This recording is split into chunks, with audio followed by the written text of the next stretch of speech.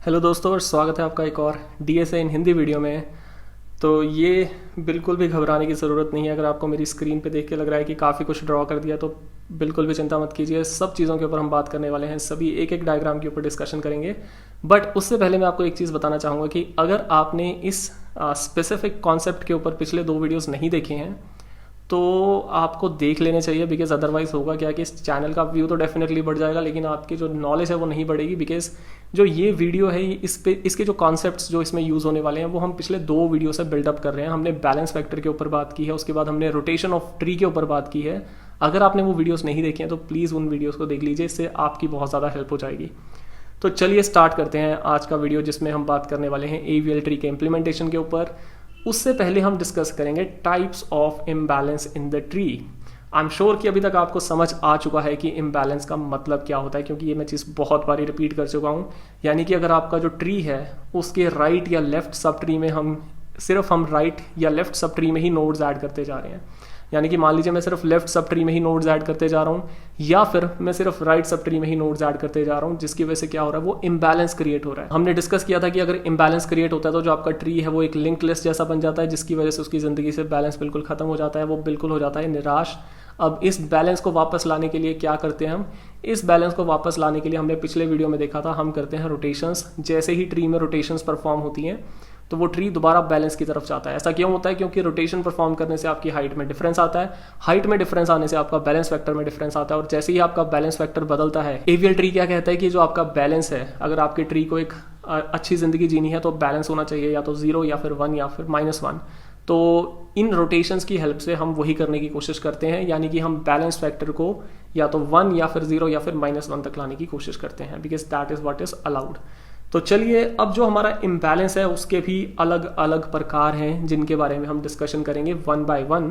तो जो सबसे पहला हमारा इम्बैलेंस है वो है LL इम्बैलेंस। इसको आप ध्यान से सुनिए, LL इम्बैलेंस। अब इसमें इन दोनों L's का क्या मतलब है ये हम समझने की कोशिश करते हैं। पहले L का मतलब है यहाँ पे जो आपका लेफ्ट सब ट्री है, दूसरे L का मतलब है लेफ्ट चाइल्ड उसका, या फिर मैं इसको एक्चुअली इस तरीके से भी बोल सकता हूँ कि left child of left sub tree. इस तरीके से भी इसको समझ सकते हैं। यानी कि जो आपका इम्बैलेंस कहाँ क्रिएट हो रहा है, ये जो A वाली मेरी नोड है ये मेरी बन चुकी है इम्बैलेंस्ड। इम्बैलेंस्ड कैसे बन चुकी है? इसका बैलेंस फैक्टर हो चुका है 1 से ज़्यादा या फिर -1 से कम। इस सिनेरियो में क्या हुआ है बेसिकली, क्योंकि ये वाली जो हाइट मेरी ज़्यादा है, अगर देखा जाए यहाँ पे 2 हाइट है और यहाँ पे तो आपकी कुछ हाइट है ही नहीं, जिसकी वजह से जो आपका बैलेंस फैक्टर है ऑब्वियसली वो काफ़ी ज़्यादा हो चुका है, इम्पैक्ट तो ज़्यादा हो चुका है आपका बैलेंस फैक्टर, नॉट बैलेंस। तो अब हमें क्या करना पड़ेगा? अब इसकी रेक्टिफिकेशन क्या है ये हमने पिछले वीडियो में डिस्कस किया था कि जब भी आपका जो ट्री है, अच्छा इस चीज़ को भी समझना है कि जब आपका ट्री लेफ्ट की तरफ ज़्यादा जा चुका है तो हमें परफॉर्म करना है राइट रोटेशन। बहुत ही सिंपल आइडिया है। अगर आपके लेफ्ट की तरफ ज़्यादा नोड्स जा चुके हैं तो आप उनको किस तरफ खींचेंगे? आप उनको राइट की ही तरफ खींचेंगे, तो आप परफॉर्म करेंगे राइट रोटेशन।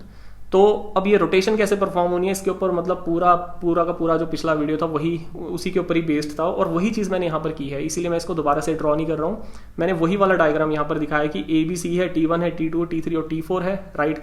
और वही एक्सेस, वही रोटेशन, राइट का मतलब क्लॉकवाइज, लेफ्ट का मतलब आपका हो गया एंटी क्लॉकवाइज।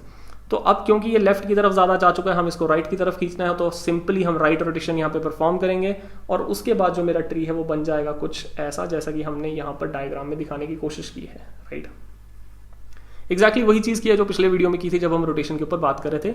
बस इस बारी मैंने थोड़ा कोड आपको और ज़्यादा ऐड करके दिखा दिया है। मतलब कोड में भी वैसे कुछ खास डिफरेंस नहीं है, सिर्फ ये जो 2 लाइन्स है ये हमने ऐड की हैं, जहाँ पे हम क्या बोल रहे हैं कि हमने अपडेट करना है हाइट्स को। अपडेट हाइट एक ऐसा फंक्शन है जो बेसिकली हाइट को दोबारा से कैलकुलेट करता है। तो ये जो हाइट कैसे कैलकुलेट करनी है ये हम ऑलरेडी डिस्कस कर चुके हैं। फिर से कौन से वीडियो में हम ये डिस्कस कर चुके हैं? Height of a binary tree वाले वीडियो में। अगर आपको हाइट कैलकुलेट नहीं करना आता तो वो वाला वीडियो आप जाकर देख सकते हैं। यहाँ पे हम एज्यूम कर रहे हैं कि अपडेट हाइट फंक्शन एग्जैक्टली वही करता है, और इसका कोड हम ऑलरेडी पहले लिख चुके हैं। तो ये हो गया आपका LL इम्बैलेंस। यानी कि ये इम्बैलेंस किसकी वजह से आ रहा है? ये आपका लेफ्ट सब ट्री के लेफ्ट चाइल्ड की वजह से आ रहा है, इसको इसीलिए इसको हम बोलते हैं LL इम्बैलेंस। और इसका इलाज क्या है? इसका इलाज बहुत ही सिंपल है कि आप राइट रोटेशन परफॉर्म कीजिए और इससे आपका वो इम्बैलेंस हट जाएगा। आगे चलते हैं, RR इम्बैलेंस की बात करते हैं, उसका बिल्कुल अपोजिट। इस बारी क्या हुआ है? लेफ्ट में नहीं हुआ बट RR में हुआ है, यानी कि right sub child of the right sub tree, right sub child of right child, basically not sub child, right child of right sub tree. उसकी वजह से आपका जो इम्बैलेंस क्रिएट हो रहा है। तो ये वाली जो नोड है ए, ये नोड परेशान है क्योंकि इसमें इम्बैलेंस क्रिएट हो चुका है। तो अब जिस नोड में इम्बैलेंस क्रिएट होता है हम उसी के ही अराउंड हम परफॉर्म करते हैं रोटेशन। तो ए को हम पकड़ के खींचेंगे, किस तरफ को खींचेंगे, ऑब्वियस ही बात है लेफ्ट की तरफ खींचेंगे।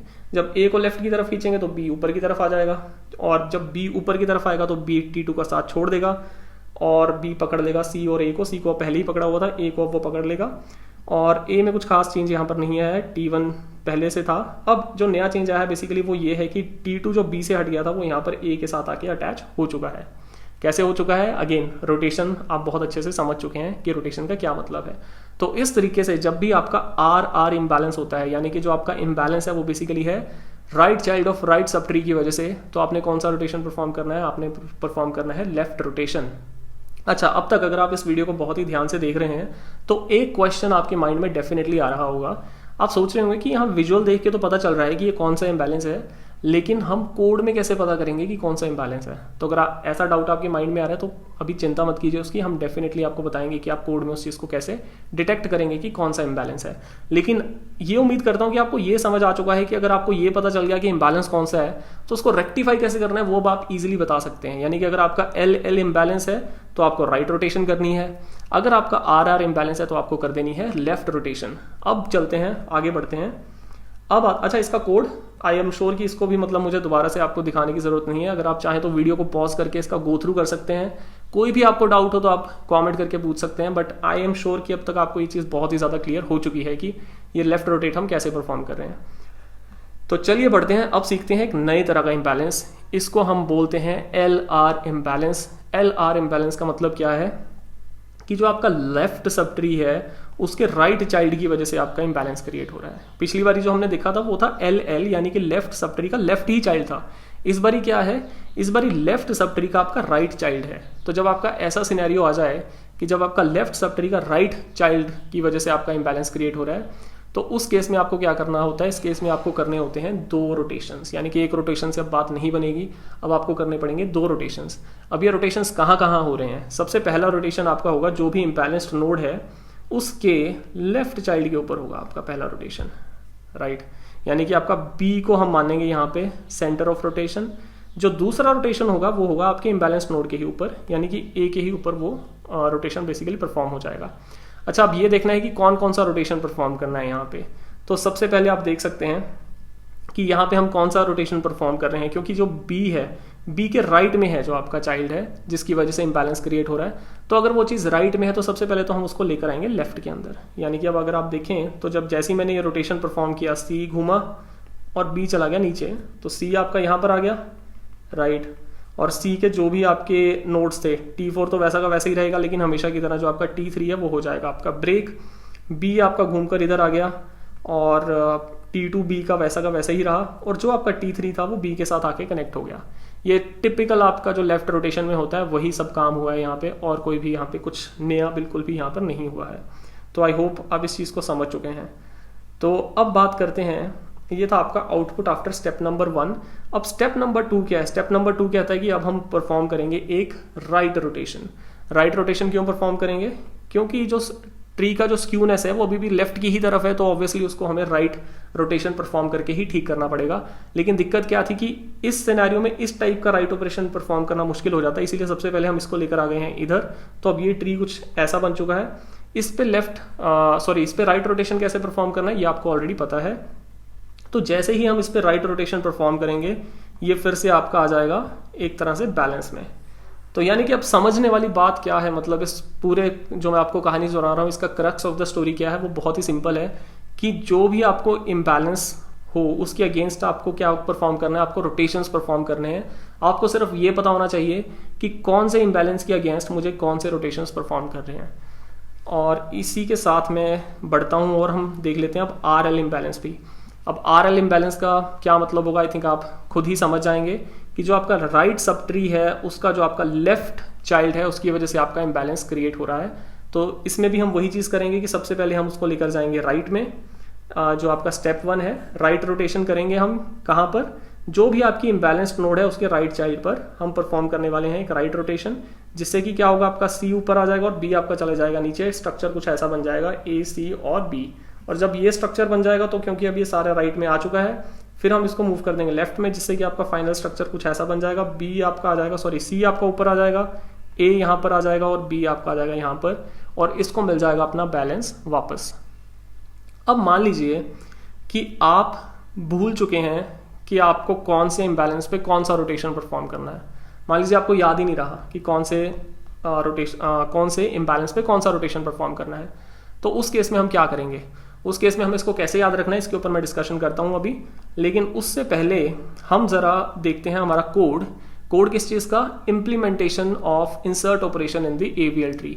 AVL ट्री के प्रॉपर्टीज हम ऑलरेडी डिस्कस कर चुके हैं। AVL ट्री क्या कहता है कि जो आपका बाइनरी सर्च ट्री है उसके तो सभी प्रॉपर्टीज एप्लीकेबल हैं ही AVL ट्री में भी, लेकिन जो एडिशनल प्रॉपर्टीज हैं, एडिशनल प्रॉपर्टीज क्या है, वो कहता है कि जो भी आपका बैलेंस फैक्टर है किसी भी नोड का, या तो वो -1 होना चाहिए, या फिर वो 0 होना चाहिए, या फिर वो 1 होना चाहिए। इनके अलावा और कोई भी आपका बैलेंस फैक्टर यहाँ पर नहीं होना चाहिए।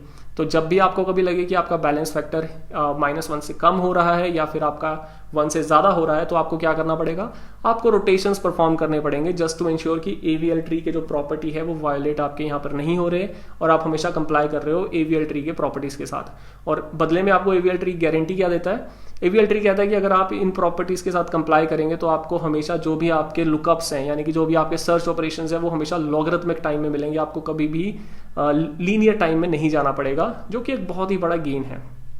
तो अगर इसका हम कोड देखें तो इसका कोड भी मैंने यहाँ पर पहले से ही इसलिए लिख रखा है क्योंकि जो आपका पहले कुछ स्टेप्स हैं वो तो आपके रेगुलर BST वाले ही हैं, जो कि हम काफ़ी बार डिस्कस कर चुके हैं। आप कि जब भी आपको एक BST में इंसर्ट करना होता है तो उसका ये कोड है। यहाँ तक आपका कोई भी चेंज अगर आप देखेंगे कि नहीं है, अगर आपको रूट नहीं मिलता तो आप एक नया बनाते हो विद द गिवन वैल्यू, यानी कि अगर आपको नोड आपका नहीं मिलता, नन होता वैल्यू, तो आप एक नया नोड रिटर्न करते हो।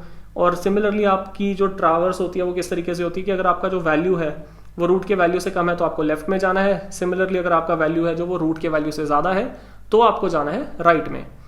तो उसके बाद अगर हम बात करें कि जो आपका हाइट अपडेट है, हाइट अपडेट आपका क्यों होगा, क्योंकि जैसे ही आप कोई भी इंसर्शन करते हैं तो होता क्या है कि आपका हाइट चेंज हो जाता है ट्री का, डिपेंडिंग अपॉन आपका इंसर्शन कहाँ पर हुआ है। तो इसीलिए हमें रूट की हाइट को यहाँ पर अपडेट करना ही पड़ेगा। उसके बाद आता है स्टेप 3, जो कि अब नया स्टेप आ गया है AVL ट्री के अंदर। यहाँ पर हमें करना होता है बैलेंस फैक्टर को कैलकुलेट। बैलेंस फैक्टर को कैसे कैलकुलेट करना है ये हम इसके ऊपर अगेन, जैसा कि मैंने यहाँ पर लिख भी दिया है कि ऑलरेडी डिस्कस्ड, इसका हम ऑलरेडी एक वीडियो बना चुके हैं कि बैलेंस फैक्टर को कैसे कैलकुलेट करना है। तो ये हो गया आपका स्टेप नंबर 3। उसके बाद आता है स्टेप नंबर 4। अब स्टेप नंबर 4 है जो इस बार नया ऐड हुआ है। अगर आप देखेंगे कि AVL ट्री के इंसर्शन से मतलब BST के इंसर्शन से क्या डिफरेंस है AVL ट्री के इंसर्शन में, तो यहाँ पर आता है आपका स्टेप नंबर 4। तो अब ये आपको बताएगा कि किस सिनेरियो में, मतलब कोड वाइज आपको कैसे पता चलेगा कि कौन सा यहाँ पर इम्बैलेंस है। तो अगर आपका जो बैलेंस है यहाँ पर मतलब है BF, यानी कि बैलेंस फैक्टर। अगर आपका बैलेंस फैक्टर अगर ग्रेटर देन 1 है और अगर जो आपका वैल्यू है वो है root.left.value से छोटा, तो इसको जरा मैं आपको विजुअलाइज करके दिखा देता हूँ सो दैट आपको इजीली पता चल जाए। बैलेंस फैक्टर आपका ग्रेटर देन 1 है, यानी कि जो आपका ट्री है वो लेफ्ट की तरफ स्क्यूड है ज़्यादा। ये चीज़ हमें बहुत ही क्लियरली यहाँ से पता चल रही है, क्योंकि बैलेंस फैक्टर का फॉर्मूला क्या था, बैलेंस फैक्टर का फॉर्मूला था कि height of LST minus height of RST। तो अगर ये पॉजिटिव आ रही है, मान लीजिए 2 आ रही है, तो इसका मतलब LST की हाइट ज़्यादा है और RST की कम है। अच्छा, ये हो गया हमारी पहली चीज़ कि जो आपका बैलेंस फैक्टर है वो ग्रेटर देन 1 होना चाहिए। दूसरा क्या है कि अगर आपकी वैल्यू जो है वो root.left.value से कम है, मान लीजिए रूट है, ये है root.left। अब root.left की जो भी वैल्यू है, राइट, मेरी जो मैंने नोड इंसर्ट करी है उसकी वैल्यू उससे कम है, तो इसका मतलब मैंने यहीं पर ही इंसर्ट करी है, राइट। तो इससे पता चल गया कि जो मेरा इम्बैलेंस है वो कौन सा इम्बैलेंस क्रिएट हुआ है यहाँ पर, LL, यानी कि लेफ्ट सब child of the left sub tree की वजह से यहाँ पर इम्बैलेंस क्रिएट हुआ है। और इसका सोल्यूशन क्या है हमारे पास, जो कि हमने डिस्कस किया था कि हमें परफॉर्म करना पड़ेगा यहाँ पे राइट रोटेट रूट के ऊपर। राइट रोटेट करने के बाद हम उसको रिटर्न करेंगे। जब हम उसको राइट रोटेट करने के बाद रिटर्न करेंगे तो जो भी मेरा रूट रिटर्न होगा वो बेसिकली एक बैलेंस्ड सब ट्री का ही रूट रिटर्न होगा, या फिर बैलेंस्ड ट्री का ही रूट यहाँ पर रिटर्न होगा। तो ये नोड परफेक्टली बैलेंस्ड होगा। तो इसका मतलब कि हमें कोई भी वहाँ पर चिंता करने की ज़रूरत नहीं है कि अब उसमें जो ऑपरेशंस होंगे वो लीनियर में चले जाएंगे, क्योंकि ऐसा कुछ भी नहीं होगा। सिमिलरली अगर आपका बैलेंस हो गया है less than -1, balance less than -1 का क्या मतलब है कि आपके सभी जो एलिमेंट्स हैं वो राइट की तरफ जाना शुरू हो रहे हैं, और जो आपकी वैल्यू भी आ रही है वो root.right.value से ज़्यादा आ रही है, यानी कि जो आपकी वैल्यू आपने इंसर्ट करी है वो रूट का जो राइट है उसकी वैल्यू से ज़्यादा है, तो ऑब्वियसली आपने वो राइट में ही इंसर्ट करी होगी। तो उस केस में कौन सा इम्बैलेंस आ गया आपका, RR इम्बैलेंस आ गया, यानी कि right child of right sub tree की वजह से जो आपका इम्बैलेंस आ गया। तो इस केस में हमें क्या रिटर्न करना होगा, इस केस में हमें रिटर्न करना है लेफ्ट रोटेट करने के बाद रूट को, जो भी आता है। सो यानी कि इसमें जो ऑपरेशन परफॉर्म हो रहा है वो लेफ्ट रोटेट आपका ऑपरेशन परफॉर्म हो रहा है। अच्छा, सिमिलरली अगर आपका जो बैलेंस है वो ग्रेटर देन 1 है, बैलेंस ग्रेटर देन 1 का क्या मतलब है कि लेफ्ट की तरफ आपका जो स्क्यू है वो ज़्यादा है, एंड जो आपका वैल्यू आपने इंसर्ट किया है वो root dot left dot value से ज़्यादा है, यानी कि root dot left dot value का जो वैल्यू था, रूट डॉट लेफ्ट का जो वैल्यू था उससे आपका वैल्यू ज़्यादा है। तो इस टाइप का कुछ आपका स्ट्रक्चर बन जाएगा। अब इस टाइप का अगर आपका स्ट्रक्चर बनेगा तो इसको हम बोलते हैं LR इम्बैलेंस, यानी कि जो आपका लेफ्ट सब ट्री है उसका जो राइट चाइल्ड है उसकी वजह से आपका इम्बैलेंस आ रहा है। तो इस केस में क्या होता है, इस केस में बेसिकली आपको परफॉर्म करने होते हैं 2 रोटेशंस, एक रोटेशन से यहाँ पे काम नहीं बनता। सबसे पहले आपको लेफ्ट रोटेट परफॉर्म करना होता है रूट डॉट लेफ्ट के ऊपर, यानी कि यहाँ पर आपको इसको लेफ्ट रोटेट करना होता है। उसके बाद आपको कंप्लीटली जो भी आपका यानी कि इम्बैलेंस नोड है उसको आपको करना होता है राइट रोटेट। तो इससे हमें मिल जाता है फाइनली एक बैलेंस्ड ट्री। और सिमिलरली ये है हमारा फाइनल जो कि होता है हमारा RL रोटेशन वाला केस, यानी कि RL इम्बैलेंस वाला केस। अच्छा, अब मान लीजिए कि अगर आपका कोई भी इम्बैलेंस क्रिएट नहीं हुआ है तो ऑब्वियसली आपको इम्बैलेंस वाले इस कोड में जाने की ज़रूरत है ही नहीं। तब तो आपका सिंपल ही BST वाला सिनेरियो हो जाएगा, जिस केस में आप रूट को ही रिटर्न कर देंगे और उससे आपका चल जाएगा इंसर्शन ऑपरेशन। अगर आप बात करें डिलीशन ऑपरेशन भी बिल्कुल ही सेम रहने वाला है, just like the BST, except that कि उसमें भी यही वाले स्टेप्स ऐड हो जाएंगे। आपको चेक करना है किसी भी रूट को या फिर किसी भी नोड को डिलीट करने के बाद आपको चेक करना है कि किस तरह का इम्बैलेंस क्रिएट हुआ है। अगर आपने एक बार गेस कर लिया कि कौन सा इम्बैलेंस है, उसके बाद आपको पता है कि आपको कौन सा रोटेशन वहाँ पे परफॉर्म करना है। तो ये बन जाता है आपका एक तरह से AVL ट्री का इम्प्लीमेंटेशन। और यहाँ पर है आपके लिए एक छोटा सा बोनस क्या कह रहा है कि बेसिकली अगर आपका बैलेंस फैक्टर की इनमें से कुछ वैल्यूज़ हैं और कंडीशन आपकी क्या चेक करनी है आपने एग्जैक्टली ये, मतलब ये वो चीज़ें अगर आप चाहें तो इनको आप अपने माइंड में रख सकते हैं, लेकिन अगर आपको पूरा कॉन्सेप्ट समझ आ चुका है तो मुझे लगता है कि आपको इनको अपने माइंड में रखने की ज़रूरत नहीं है, क्योंकि आप इजीली विजुअलाइज कर पाएंगे कि क्या कंडीशन है।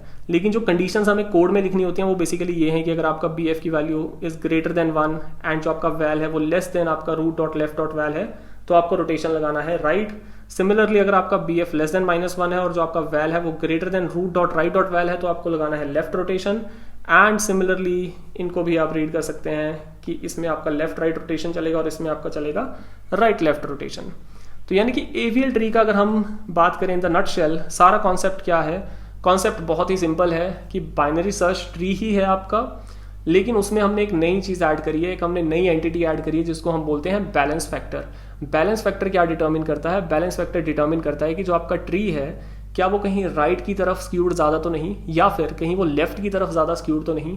अगर वो इन दोनों में से किसी तरफ ज़्यादा स्क्यूड होता है, जो कि हमें बैलेंस फैक्टर से पता चल जाता है, तो उसको हमें दोबारा से रेक्टिफाई करना पड़ता है in the case of AVL tree. Rectify करने से क्या मतलब है, रेक्टिफाई करने से मतलब है कि अगर वो राइट की तरफ ज़्यादा जा चुका है तो हमें उस पर लेफ्ट रोटेशन लगाना होता है, अगर वो लेफ्ट की तरफ ज़्यादा जा चुका है तो हमें उस पर लगाना होता है राइट रोटेशन। और वो सब रोटेशंस कैसे लगाने हैं वो हम सब कर चुके हैं इस वीडियो में डिस्कस। तो उम्मीद करता हूँ कि आपको AVL ट्री का कॉन्सेप्ट बहुत अच्छे से अब क्लियर हो चुका है, आप इस कॉन्सेप्ट को नहीं भूलने वाले हो। अगर आपको अभी भी कोई डाउट लगता है कि आपको कोई चीज़ जो मैंने समझाई है उसमें कुछ ना कुछ डाउट है या समझ नहीं आया है कुछ, या फिर आप चाहते हैं कि किसी चीज़ को और ज़्यादा क्लियर किया जाए, तो आप कमेंट करके मुझे बता सकते हैं। अगर आपको ये वीडियो समझ आ गया है बहुत अच्छे से तो मैं चाहूँगा कि आप इस वीडियो को करें लाइक और इस पर आप करें कॉमेंट। साथ ही साथ आप उन सब लोगों के साथ इसको शेयर कीजिए जिनको आपको लगता है कि इससे कुछ ना कुछ वैल्यू गेन होगी। मैं आपसे मिलता हूँ अगले वीडियो में। Till then take care and keep learning DSA।